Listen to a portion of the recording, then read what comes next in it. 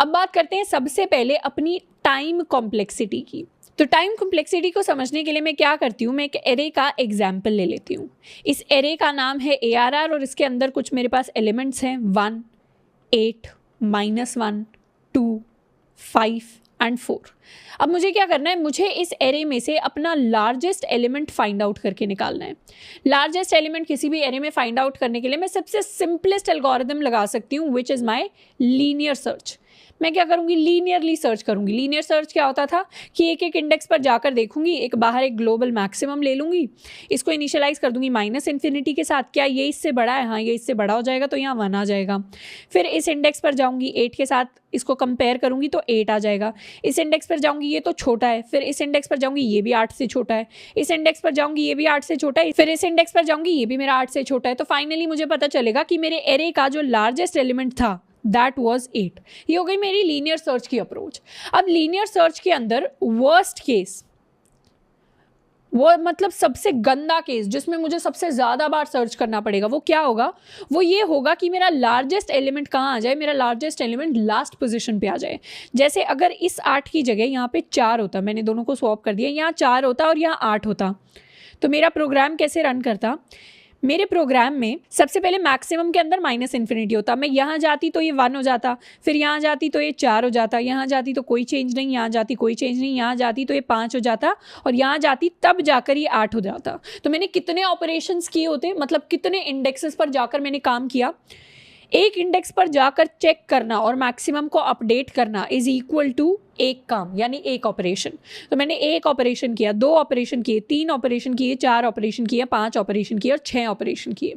मतलब मैंने worst case में कितने ऑपरेशन किए? मैंने 6 टाइम्स या 6 ऑपरेशंस किए। मैंने 6 कंपैरिजन्स किए मैक्सिमम के साथ। और इस एरे का साइज क्या है? इस एरे का साइज है n = 6 के बराबर।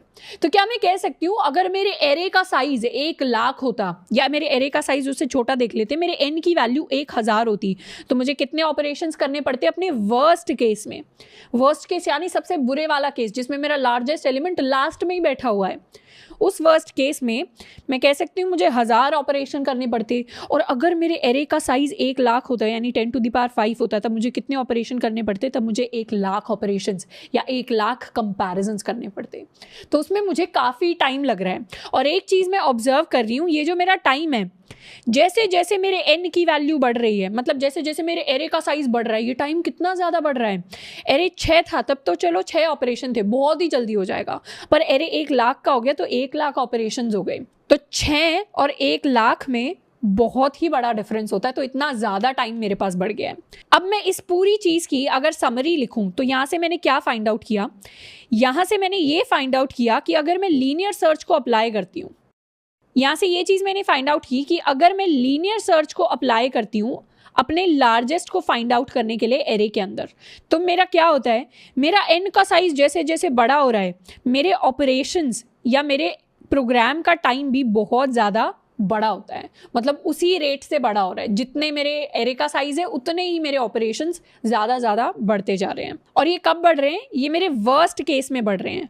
वर्स्ट केस यानी वो केस जिसमें सबसे बुरी स्थिति हो सकती है, यानी मेरा लार्जेस्ट एलिमेंट बिल्कुल लास्ट में एग्जिस्ट कर सकता है। अब एक दूसरा एग्जाम्पल मैं लेती हूँ। मान लेते हैं इस बार जो मेरा एरे है ना, वो एक सॉर्टेड एरे है। सॉर्टेड एरे कैसे है कि पहले 1 है, फिर 2 है, फिर 3 है, फिर 4 है, फिर 5 है, फिर 6 है, फिर 7 है, फिर 8 है। अब मुझे इस सॉर्टेड एरे के अंदर अपने लार्जेस्ट एलिमेंट को सर्च करना है। तो सॉर्टेड एरे के अंदर लार्जेस्ट एलिमेंट को मैं कैसे सर्च करूंगी?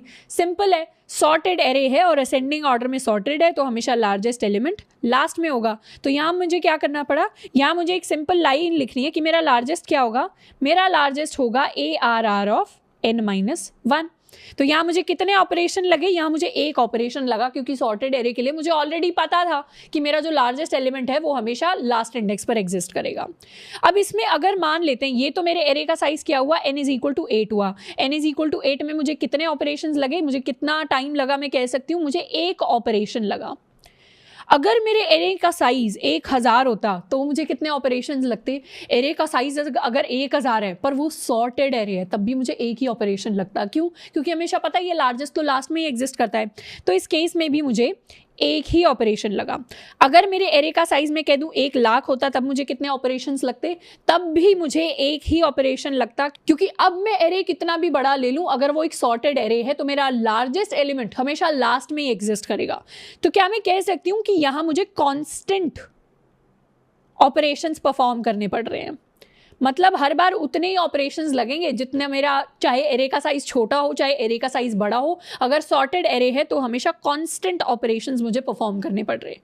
तो मैंने एक केस तो देखा, मेरा केस 1, जिसके अंदर क्या हुआ, जिसके अंदर जैसे जैसे एरे का साइज n बढ़ रहा है वैसे वैसे मेरा क्या हो रहा है, मेरा टाइम बढ़ रहा है। टाइम बढ़ रहा है यानी मेरा जो प्रोग्राम है उसके अंदर ऑपरेशंस बढ़ेंगे, तो ऑब्वियसली ज़्यादा ऑपरेशन किसी जावा प्रोग्राम को करने पड़ेंगे तो वो ज़्यादा टाइम लेगा ना एग्जीक्यूट होने के लिए, तो मेरा टाइम बढ़ रहा है। दूसरा मैंने केस 2 देखा जिसके अंदर मेरा n तो बढ़ रहा है पर उसके बाद भी मेरा जो टाइम है वो कांस्टेंट रह रहा है या उसमें कांस्टेंट ऑपरेशंस परफॉर्म हो रहे हैं। तो यहाँ से मैं 2 रिलेशंस निकाल सकती हूँ। मेरे केस 1 के अंदर एक रिलेशन निकलता है कि मेरा जो टाइम है that is directly proportional to my n। कैसे निकला ये, जैसे जैसे मेरा n बढ़ेगा वैसे वैसे मेरा टाइम बढ़ेगा। तो ऐसा सा कुछ रिलेशन निकला इन दोनों के बीच में। जब भी कोई रिलेशन आता है तो हम उसको मैथमेटिकल टर्म्स में कह सकते हैं कि time is a function of n, यानी n की वैल्यू चेंज होने से टाइम भी चेंज होगा, तो मैथमेटिकली इसको कहा जाता है that time is a function of n। यहीं पे मैं केस 2 की बात करूं तो केस 2 में क्या मैं कह सकती हूं कि time is not dependent on n, time is constant, या फिर time is dependent upon something that is constant, या कांस्टेंट ऑपरेशंस के ऊपर टाइम डिपेंड करता है, उतनी ऑपरेशन परफॉर्म करेंगे। यहां मैं कह सकती हूं time is not a function of n। Time independent है इनपुट साइज से, आप इनपुट साइज कितना भी बड़ा कर दो, टाइम मेरा कुछ कांस्टेंट ऑपरेशंस के ऊपर ही डिपेंडेंट रहेगा। तो ये 2 केसेस आए। अब इन दोनों केसेस में अगर मुझे लार्जेस्ट नंबर फाइंड आउट करना था किसी भी एरे के अंदर, तो क्या मैं कह सकती हूं कि मेरा पहला प्रोग्राम जैसे जैसे n की वैल्यू बढ़ेगी ज्यादा टाइम लेगा, और मेरा दूसरा प्रोग्राम जैसे जैसे n की वैल्यू बढ़ेगी सेम टाइम लेगा। तो मेरा दूसरा प्रोग्राम हर केस में ज्यादा एफिशिएंट होगा। हर केस में मतलब उन केसेस में मेरे लिए वो केसेस मैटर करते हैं जिसमें n की वैल्यू बड़ी है, क्योंकि अगर फेसबुक कोड लिख रहा है तो कैसे लोगों के लिए कोड लिखेगा, फेसबुक 10 लोगों के लिए कोड नहीं लिखता, फेसबुक 1000 लोगों के लिए भी कोड नहीं लिखता, फेसबुक मिलियंस एंड बिलियंस के लिए कोड लिखता है। तो हमें अपने प्रोग्राम को उसी माइंडसेट के साथ देखना है कि मेरे प्रोग्राम जो है बहुत ज्यादा बड़े इनपुट्स को हैंडल कर पाए, तो उसी हिसाब से मुझे कोड को लिखना है। तो जब भी हम ये देखना चाहते हैं कि कौन सा प्रोग्राम ज्यादा एफिशिएंट है या कौन सा प्रोग्राम कम एफिशिएंट है, उसमें हम एक चीज एनालाइज करते हैं और उसमें हमारी अंडरलाइन कंडीशन ये होती है कि हम हमेशा बड़े इनपुट्स के लिए एनालाइज करें, क्योंकि हमारे प्रोग्राम कितना एफिशिएंट है कितना नहीं हम 4 दोस्तों को चलाकर नहीं पता चलेगा, वो अगर हम बहुत सारे लोगों तक फैलाएंगे तब पता चलेगा कि कितना एफिशिएंट है कितना नहीं। तो हमेशा हम क्या करते हैं, जब भी किसी प्रोग्राम की हमें परफॉर्मेंस देखनी होती है, जब भी किसी कोड का हमें कॉम्प्लेक्सिटी एनालिसिस करना होता है, तो हम वर्स्ट केस पर सबसे ज़्यादा फोकस करते हैं। वर्स्ट केस यानी जिसमें इनपुट साइज हमारा बड़ा हो। उस केस में अगर प्रोग्राम अच्छा कॉम्प्लेक्सिटी दे रहा है तो मतलब वो अच्छा प्रोग्राम है, नहीं तो वो थोड़ा सा कम अच्छा प्रोग्राम है। अब यहाँ पे मुझे पता है कि मेरा जब n बहुत ज़्यादा बढ़ेगा तब भी मेरा यहाँ पे टाइम जो है कांस्टेंट सा रिलेशन रहेगा इसका, तो ये वाला जो केस 2 वाला प्रोग्राम है ये मेरा ज़्यादा एफिशिएंट होगा as compare to linear search to find out the largest element. तो यहाँ से मुझे टाइम कॉम्प्लेक्सिटी का थोड़ा थोड़ा आइडिया लग गया है कि टाइम कॉम्प्लेक्सिटी एक तरीके से थोड़ा सा रिलेशन होता है मेरे इनपुट साइज का। इनपुट साइज के हिसाब से टाइम बढ़ता रहता है। अब हो सकता है वो लीनियरली बढ़ रहा हो सकता है वो क्वाड्रेटिक फॉर्म में बढ़ रहा हो सकता है वो एक्सपोनेंशियली बढ़ रहा हो। इस सब कहने का क्या मतलब है, यहाँ पे जो हमने लीनियर सर्च की बात की, लीनियर सर्च में रिलेशन जो आता है वो लीनियर आता है। लीनियर का मतलब पता ही है हमें मैथ के अंदर, लीनियर का ग्राफ कुछ ऐसा होता है, यानी यहाँ पर अगर इनपुट साइज मेरा थोड़ा सा बढ़ गया तो उसी प्रोपोर्शन में, उतना ही नहीं उसी प्रोपोर्शन में मेरा क्या बढ़ेगा, मेरा टाइम या मेरे ऑपरेशंस बढ़ जाएंगे। उसके बाद ये यहाँ पर आ गया तो उसी प्रोपोर्शन में चीज़ें और ज़्यादा बढ़ जाएंगी और इस तरीके का आउटपुट होगा कि दोनों जो इंटरसेक्ट करते हैं वो सेम लाइन पर आकर इंटरसेक्ट करेंगे। तो जब भी स्ट्रेट लाइन आती है, फंक्शन कुछ स्ट्रेट लाइन का होता है। स्ट्रेट लाइन की इक्वेशन क्या होती है, स्ट्रेट लाइन की इक्वेशन होती है ax + b, यानी आपने किसी स्लोप के साथ मल्टीप्लाई कर दिया प्लस हमारे पास कुछ कांस्टेंट आ गया, ये स्ट्रेट लाइन की इक्वेशन होती है। यहाँ पे क्या होता है y = ax + b।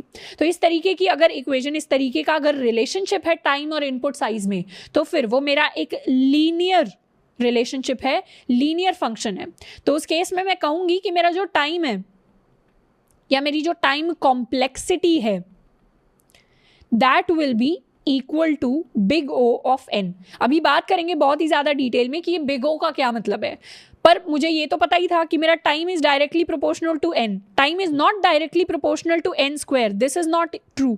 Time is not directly proportional to n cube. यहाँ पे लीनियर है तो time is directly proportional to n, इसीलिए time complexity is equal to big O of n. अब यहाँ हल्का सा मैं इस चीज़ को समराइज कर देती हूँ। कैसे समराइज करूँगी? समराइज करूँगी एक बहुत ही ब्यूटीफुल डेफिनेशन के साथ। ब्यूटीफुल डेफिनेशन ये है कि amount of space and time taken up by N algorithm, मतलब एक एल्गोरिदम या एक कोड जितना भी टाइम लेता है या जितना भी स्पेस लेता है as the function of input size.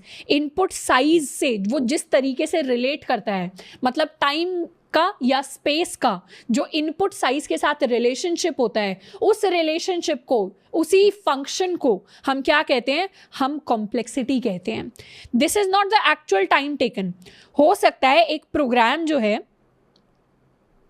वो क्या करे, हमारा जो एक एरे है n is equal to 6 size का, मैं लीनियर सर्च की यहाँ पर बात कर रही हूँ, n is equal to 6 size के एरे के अंदर लीनियर सर्च अगर अप्लाई कर रहा है, फिर चाहे वो सॉर्टेड एरे भी हो, अगर ये यहाँ पे समझने वाली बात ये है कि यहाँ पर अगर लीनियर सर्च के अंदर सॉर्टेड एरे भी हुआ, मतलब 1 2 3 4 5, तब भी मैंने लास्ट इंडेक्स देखने की जगह सीधा लीनियर सर्च लगाया, तो क्या होगा? यहाँ आएगा, यहाँ आएगा, यहाँ आएगा, यहाँ आएगा, यहाँ आएगा, फिर जाकर इसको मिलेगा।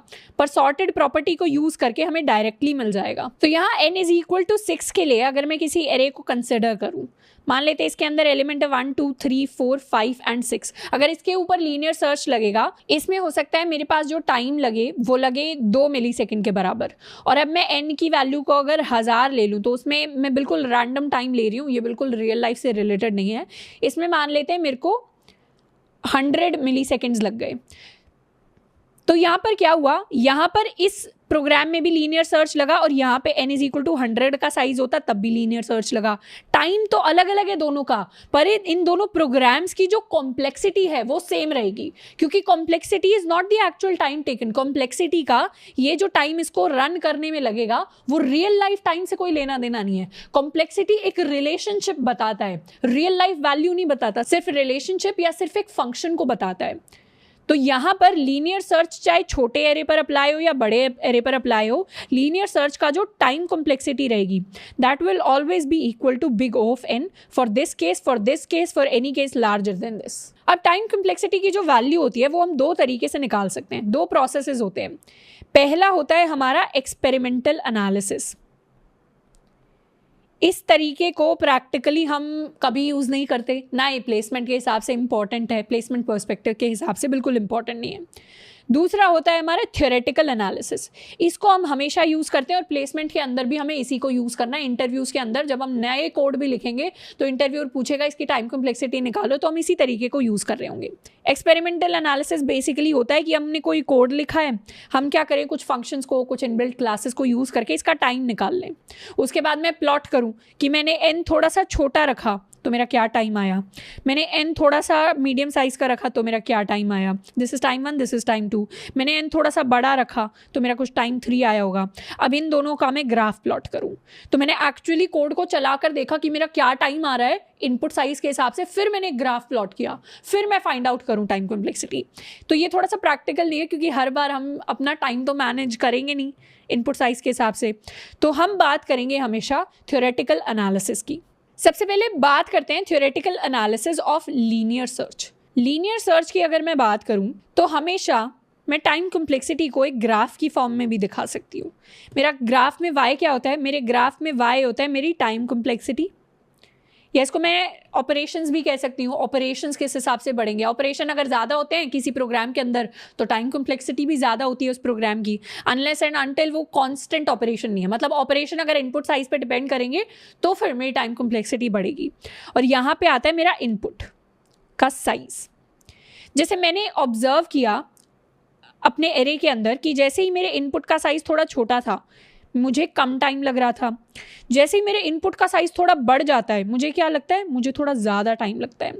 और जैसे ही मेरे इनपुट का साइज़ काफ़ी ज़्यादा बढ़ जाता है, this is my worst case, worst case वैसे टेंड्स टू इन्फिनिटी होता है, मतलब आप कितना भी बड़ा n कर दीजिए उसमें मेरी टाइम कॉम्प्लेक्सिटी और ज़्यादा बढ़ सकती है। तो मैं कह सकती हूँ ये कुछ यहाँ पर मीट करेगा, ये मेरा कुछ यहाँ पर मीट करेगा, ये मेरा कुछ यहाँ पर मीट करेगा। तो इनका अगर मुझे रिलेशनशिप निकालना है, और relationship in mathematics is nothing but a function, तो इन दोनों के बीच का अगर मुझे फंक्शन निकालना है तो वो फंक्शन कुछ ऐसा दिखेगा, और वो फंक्शन लीनियरली जा रहा होगा। लीनियरली जाने का मतलब स्ट्रेट लाइन जैसा दिख रहा होगा, मतलब इसको भी सेम लाइन पर टच करते हुए जा रहा होगा।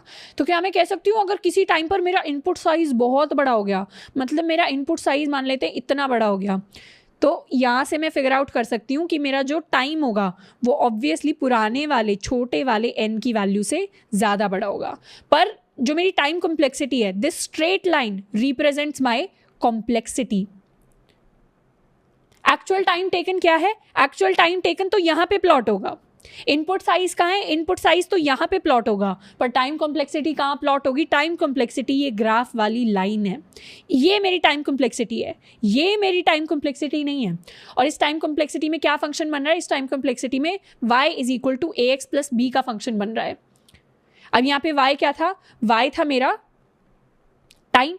तो क्या मैं कह सकती हूँ my time is a relation of n plus b, तो my time complexity is equal to big of n। हम क्या करते हैं टाइम कॉम्प्लेक्सिटी लिखने के लिए सारे के सारे कॉन्स्टेंट्स को इग्नोर कर देते हैं। ये b एक कॉन्स्टेंट है, ये a एक कॉन्स्टेंट है, इनपुट साइज कौन सा है? इनपुट साइज सिर्फ n है। तो मैंने क्या किया, अपनी टाइम कॉम्प्लेक्सिटी को मैं n की टर्म्स में ले आई। अभी ये हम एक डिटेल में एक्सप्लेन करेंगे क्या होता है, बट अभी के लिए मैं समझ सकती हूँ कि लीनियर सर्च में क्यों लीनियर सर्च उसको कहते हैं, क्योंकि उसमें लीनियर रिलेशनशिप निकल कर आता है टाइम का इनपुट साइज के बीच में। So this is what time complexity is.